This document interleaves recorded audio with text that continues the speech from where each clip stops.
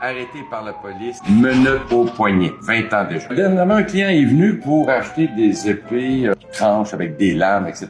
Fait que, il y a une vingtaine d'années, avec Fred Filion, un collègue de l'époque, on vendait beaucoup ce genre de produits-là. Alors, cette journée-là, à un moment donné, il y a un jeune couple qui arrive au comptoir, puis il nous demande, est-ce qu'on a des fléaux? Alors, fléaux, c'est comme ceci, avec une petite boule au bout, puis des piquants. Alors, Fred s'exécute parce que ces produits-là sont sur notre site imaginaire.com, puis on en vend, pas comme des petits pains chauds, mais on en vend. Alors là, Fred s'en va chercher des produits, il met ça sur le comptoir, et à partir du moment qu'il met ça sur le comptoir, vous êtes en état d'arrestation.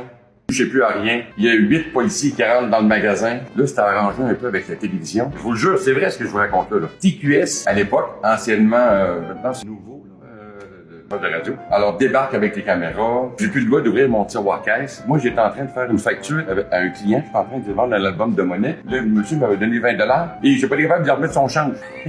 Non, il dit, tu touches plus à rien. Alors là, on m'arrête parce que je vendais des armes que j'avais pas le droit de vendre au Québec. Ces armes-là avaient passé la douane, avaient été tamponnées par un douanier et accepté qu'on puisse vendre ces produits-là au Canada. Alors, je suis parti du magasin, les menottes dans le dos. J'ai descendu par le lavé, etc., amené au poste de police. J'ai été accusé de trafiquant d'armes. Benoît Doyon, Place Laurier, un magasin au 3e étage. J'étais un trafiquant d'armes. Alors, je capotais un peu ma vie, là, tu sais, c'était... Alors, évidemment, j'ai fait la première page du journal Le Soleil, comme quoi j'étais accusé, puis etc.